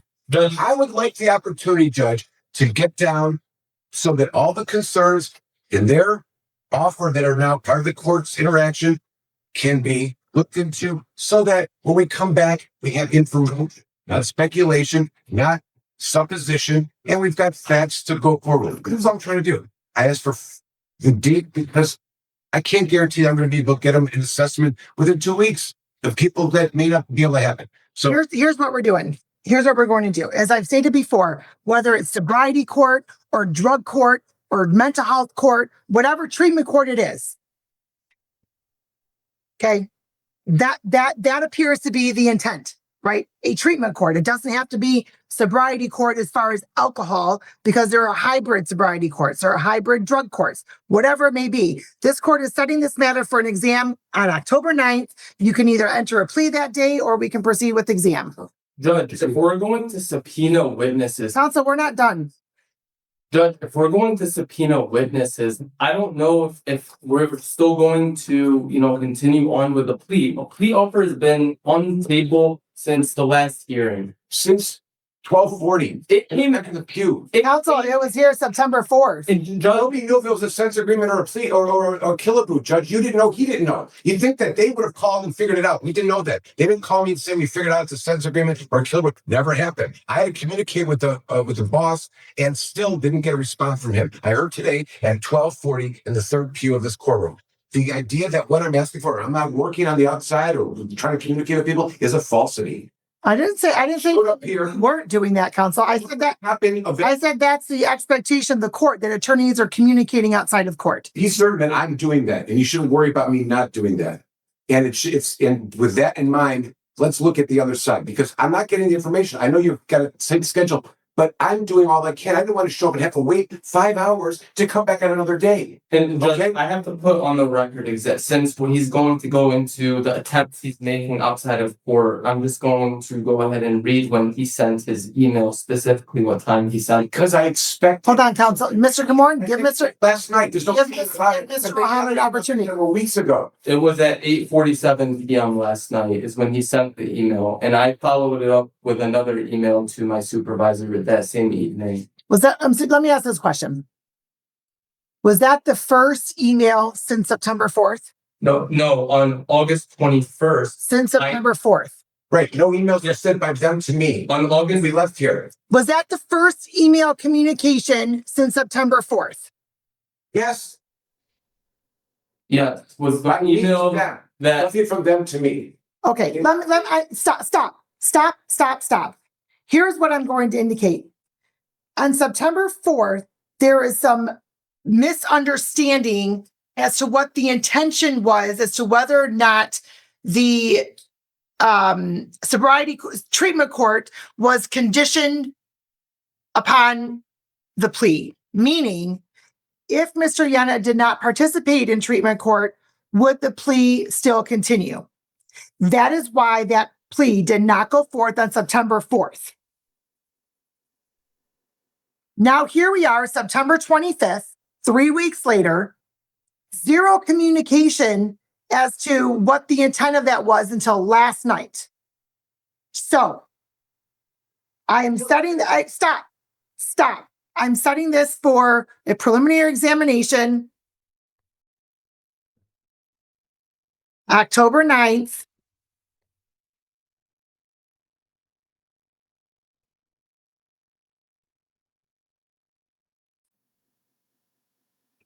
One PM. 1 p.m. In the interim, counsel, if you want to explore treatment court on behalf of your client in Macomb County where he resides, you may do so. And then if at that point on the date of exam, if your client's participating in treatment court, then the plea will continue. Judge, I want to make it clear, there's no guarantee the plea offer will be open on the day of the exam. Counsel, there is not any communication between the two of you for the last 3 weeks. I am not going to put Mr. Yenna at a disadvantage because counsel did not communicate. So I'm going to indicate that this matter is scheduled for exam October 9th at 1 p.m. There's a pending offer that has to be reviewed to whether or not Mr. Yenna would even be eligible for treatment court. If he's eligible, then we'll proceed. If not, then we won't. With the plea. His eligibility is what the assessment would make him. After an assessment, he would be a candidate for it. Counsel, the treatment court will assess your client to determine if he's eligible. That's how that works. The treatment court does an assessment to determine if a potential participant is eligible. That's how that works. Yes, Judge, and if the defendant qualifies, then you shouldn't enroll. That's essentially what the plea is. It's very clear.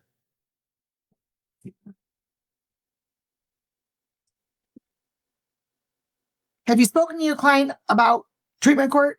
Yes, we have, and we intended to come back on another day after we had an assessment and information was gathered about Macomb County availabilities. That was the intention of the adjournment. Okay, well, when you come back for the exam, you'll know if there's availabilities and if your client's eligible. I'm not going after October 23rd. All right. Well, the court considered moving his tether. CC has had no incidents, goes up to court, and has been in complete compliance with it. It's costing $70 a week, I understand. And while he's doing a lot of community service in some neighborhood for other people, his limited employment, if parents essentially don't have to contribute to that. I don't know if it's necessary at this point. It's a treatment program. He's had no incidents of any relapses. He's counseling. He takes urine screens regularly, with no negatives or positives, I should say. And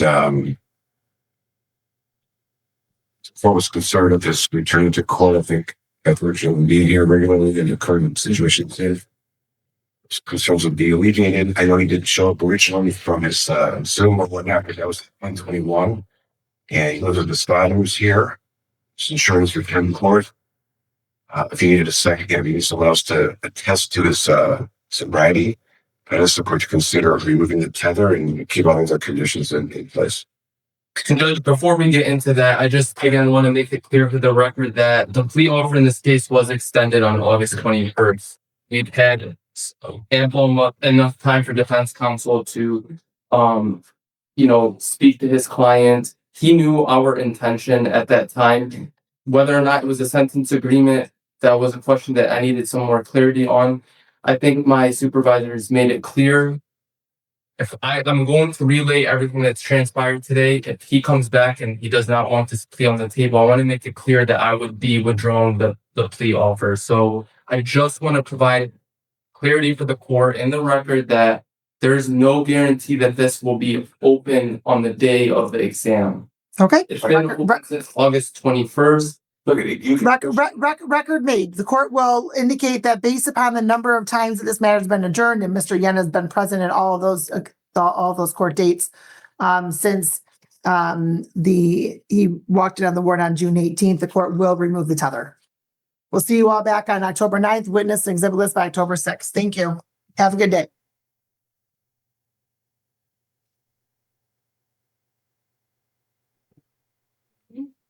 Mr. Gopal, present. Actually, let's go off the record for a moment.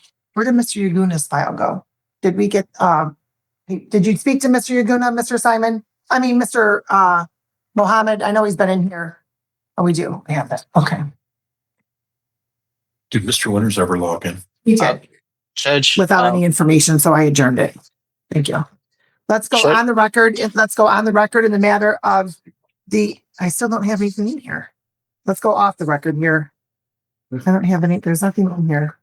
Poor Mohammed. He's also, him and Johnny G are all over the place today.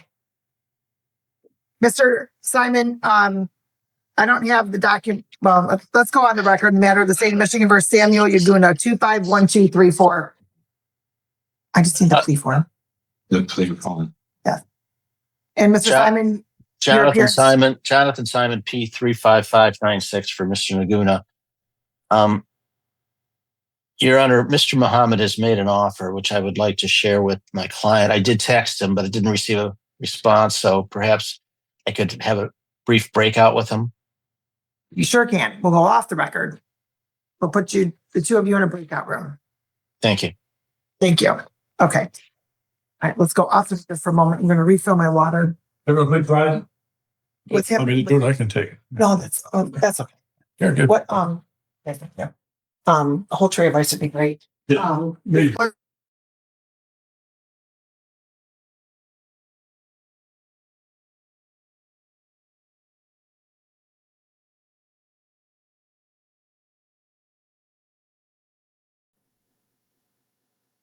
right, let's go on the record in the matter of the state of Michigan versus Brent Little 251152.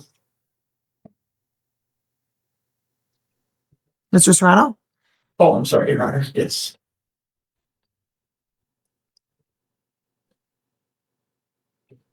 Your Honor, good afternoon. Richard T. Serrano, P 33828, appearing on behalf with my client. Your Honor, this is to be the date time set for an additional pretrial. Please take your hand to the Okay, very good. Thank you. And sir, the item that you have on your head, is that a religious item? Okay. I don't recall you having it on before. That's why I was asking. Okay, and so this is the adjourned final pretrial. The original final pretrial was held on September 11th, and it was adjourned for additional discovery to review the discovery, to today's date at 1:00. And so, counsel? That's correct, Your Honor. And today I have reviewed the discovery. I have reviewed videos as well as still photographs, reports. I shared with my client. I gave him a report by email on September 11th for him to review. And my surprise when I came in this afternoon, he said, I want another lawyer. I don't think you're representing me correctly. We had a little conversation. I told him again what the offer was by the prosecutor. He does not want that. He wants another attorney. I told him, well, that'll be in the discretion of the court. You know, Your Honor, I don't take these things lightly, but when I asked him, do you want me to tell the court that communication is broken down and that you don't trust me to handle your case? He said, yes. Trust is the first element in any attorney-client relationship, Your Honor. I've been at this too long to say that it's frivolous. It's not. I'm doing what my client wants me to ask the court. Okay, Mr. Little, are you retaining your own attorney? I would like to do an appointment to the boss. Okay, and so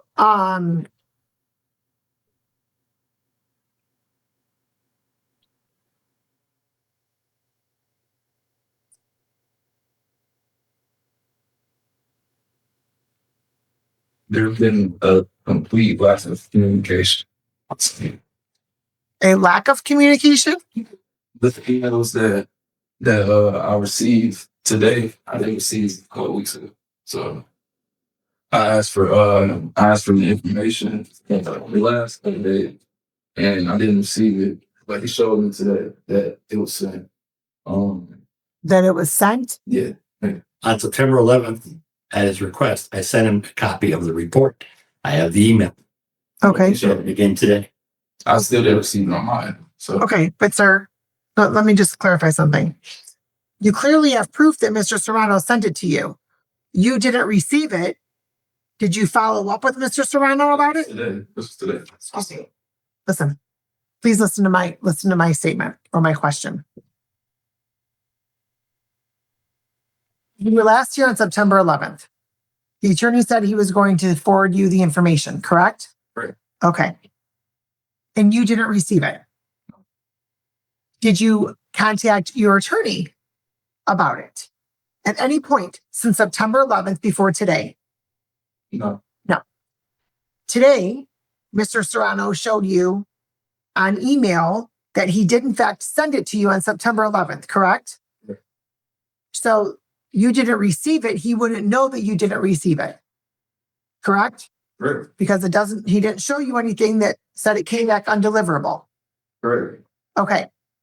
So, sir, you have some accountability and responsibility as well in an attorney-client relationship. If you were expecting to receive something and you didn't receive it, then you need to then contact the attorney to confirm if they did in fact send it. Had you done that, sir, you would have heard from Mr. Serrano that he did send it to you. And then perhaps there could have been some communication about a different mechanism by which to send it to you. So to say that there was not any communication by your attorney isn't an accurate statement.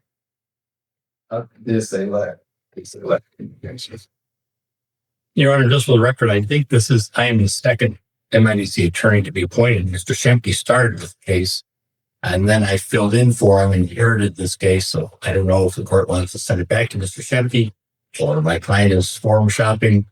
Attorney-wise, I don't know his rationale, but I cannot go on with this case, Your Honor, with the client that is totally untrustworthy to me, claiming that I'm untrustworthy.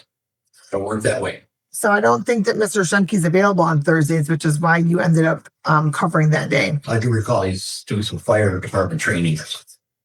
Yes. Well, Mr. Little, the only other attorney that would be here on Thursdays in the month of October is Mr. Goldpaw. So you can speak with him if you'd like, but I also have to send communication to the regional office to see if they will approve another appointment, because an individual is entitled to an attorney to represent them.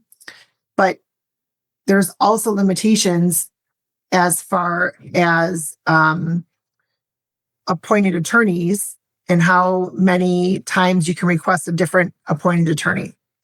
So if you'd like to have a seat, sir, we can contact the regional office to see if they will approve another appointment or if you'll have to retain your own attorney. All right. Okay. So this not be the first time that I'm requesting though. it is. But I can't speak for the regional office. Okay, because attorneys are no longer appointed by courts; they're appointed by the regional office. So they are the boss of attorney appointments, so to speak. Okay. So am I discharged from the case then, the court, Your Honor? The court will discharge Mr. Serrano from the case based upon the breakdown of the attorney-client relationship. I certainly will do whatever I can to aid the next attorney, whether it be private or court appointed. Well, right. The summary that I have. Yes. Very good. Thank you.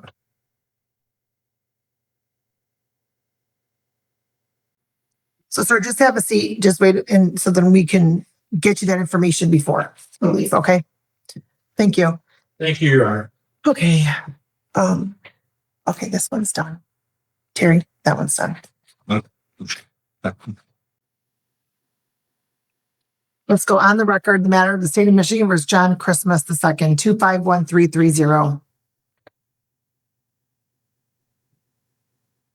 Good afternoon, Judge. John, if you on behalf of Mr. Christmas, Thank you. can you state your name for the record? John Christmas. Okay, and counsel, today's date is scheduled for the preliminary examination. Actually, can we grab Mr. Muhammad, please? Or Ellie, or, okay. Well, actually, no, Terry, because then we don't have a court officer in here. Laura, can you please grab Mr. Mohammed? Thank you.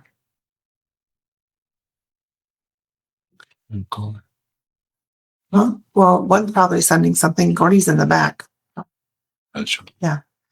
Okay. And so it's date scheduled for the preliminary examination in this matter.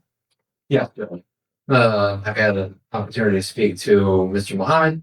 I've had a chance to speak to or attempt to speak to Mr. Christmas. Unfortunately, there's been a breakdown in the attorney-client relationship. I'd be asking this court to withdraw. Good afternoon, Your Honor. Mohammed of Vancusk people. All right. Thank you. Are the people ready to proceed today? Yes. However, defense counsel informed me there's been a breakdown of communication with his client, and he's making a request to withdraw. There's no objection. Okay. Mr. Christmas, do you intend on retaining your own attorney, or you don't want Mr. Cahalan to represent you? I'm sorry for not looking at you. I really need my glasses to see. I can't see anything. I Okay. have very bad vision. So, I mean, if it's possible, I can have my glasses so I can respectfully look at you. And would you want to speak to you? I don't know where your glasses are, sir. When I came in from Wayne County, they put them in a bag in the back of the holding settlement. Okay. There's no disrespect taken if you can't It just gets look at me appropriately. So that's fine. very bad headache. I have very bad vision. I had a hole in my retina when I was younger. Okay. But for right now, sir, until we have somebody that could retrieve your glasses, are you intending on retaining your own attorney? Yes, ma'am. I've been in contact with my mother and my sister have been in conversations with another attorney, and she has advised me not to sign anything. And I just don't feel like the attorney I have right now, to be honest, is really caring in the matter as I feel like he should. I feel like there's information that I have not been able to see. And then when I have seen information, I was told, well, when I asked her to see information, I was told that he would have to get a request for it, but then he showed me it. So it was already in my face. And he tried to act like I couldn't see it. So that kind of rubbed me a weird vibe. And like I said, my mother and my sister have been in conversations with another attorney who have advised me a couple of days ago not to sign anything. And who's the attorney?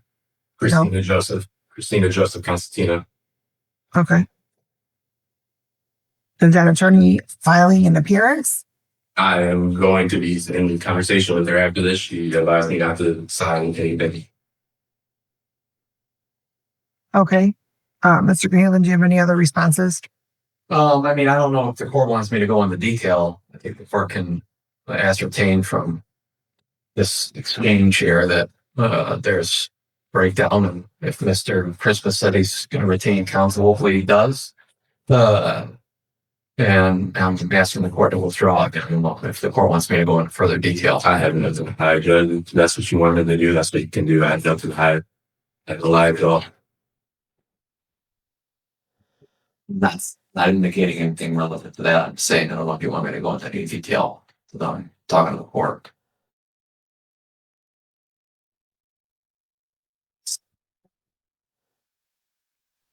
If I may speak.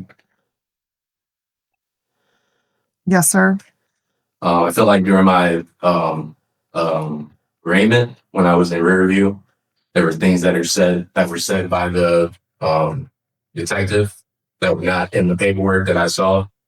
That seems very strange to me. The wording of bruises and stuff like that were not in the paperwork that I just saw. Okay, sir. I'm going to caution you not to address or not to discuss any details or facts of the case. But I would just say that there was wording that was not in the paperwork that seemed very strange to me, that it was not in the paperwork but mentioned during the arraignment and also when we were speaking about bond as well. So like I said, I spoke to Ms. Constantino, my mother, and my sister, who I'm pretty sure in the courtroom. I think I made them out. I can't really see, like I said.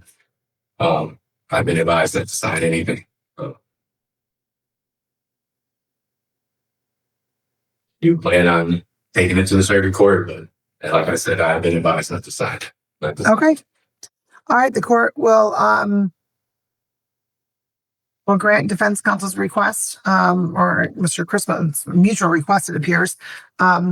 So the court will grant the request to, for Mr. Cahalan to withdraw.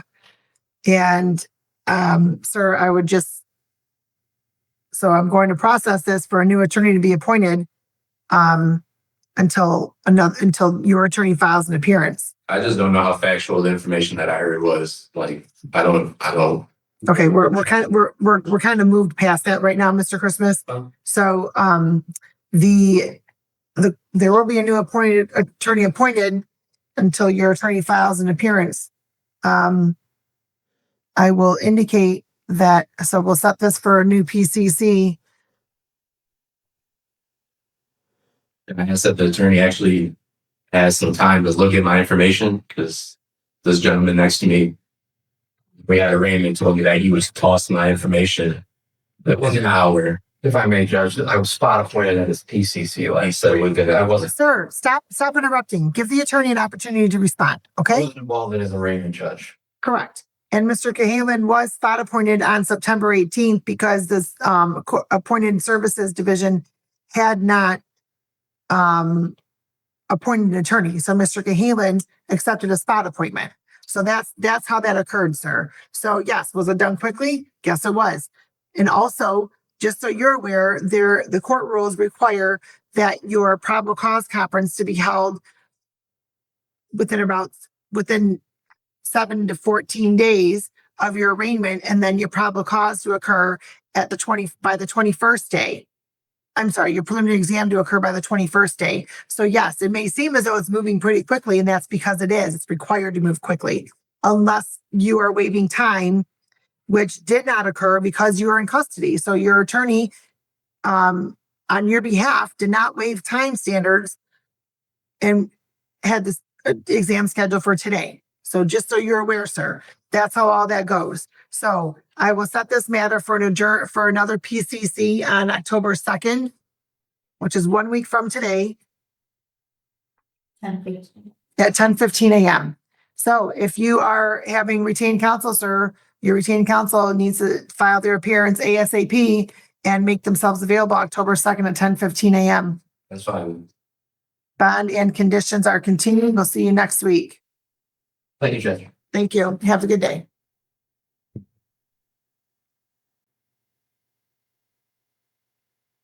Okay, I'll write in Mr. Holbrook's file in just a minute. Okay, Ellie. Let's go on the record in the matter of the State of Michigan versus Brett Little, 251152. Good afternoon, Your Honor. John Goldclaw, P30758 on behalf of Mr. Little. Thank you. All right, thank you. And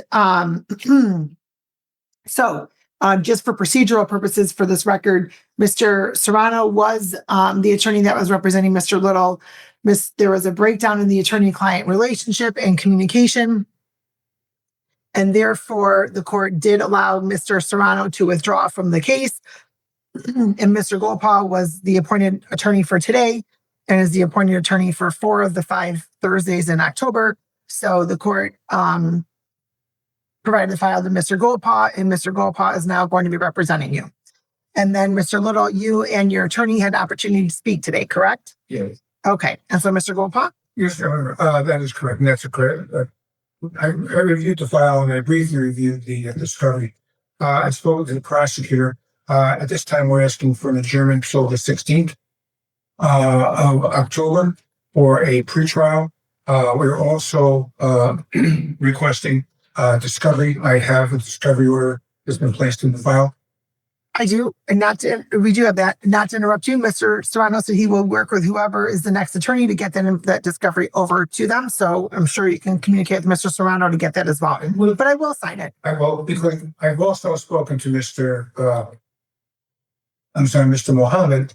I will give him he has my email address, and he is also going to email me the discovery that prosecutor's office has. Okay. I still have always filed a separate discovery order because any video he does not normally have available. I've learned over the years, not just Mr. Mohammed. So that's why I've done that. Similarly with Mr. Moss and Mr. Vitt, the court has filed assigned discovery orders on those matters as well. And Mr. Mohammed is going to email me the one that prosecutor's office says. I noted, Your Honor, that there was a subpoena for the alleged victim in this particular matter. And I guess one of the things that we'll interested in resolving is whether or not there's been contact with there will be contact with the victim to see if she wishes to proceed. Let me clarify. So on September 11th, I can answer that question as far as whether or not so on September 11th, the final pretrial was held. We did adjourn for discovery purposes with Mr. Serrano, and the complaining witness was present at that time in relation to the subpoena. Okay. I then indicated that the complaining witness did not need to be present at the final pretrial. Okay. Okay. I guess we'll have to talk about it to see how it goes. I'm just let me be very clear. I am not of the practice to subpoena to have witnesses or victims subpoenaed multiple times. No, I understand. to see if things are going to proceed. If there's not a resolution, we will just set it for a trial. Okay. I understand that, John. And normally, and just for this, he's aware of my practices. But the victim's advocate, and there are many times when they tried to get a hold of him, they didn't do that, and right. Happened. We are able to talk. So yes, I just want to bring that to the court's attention.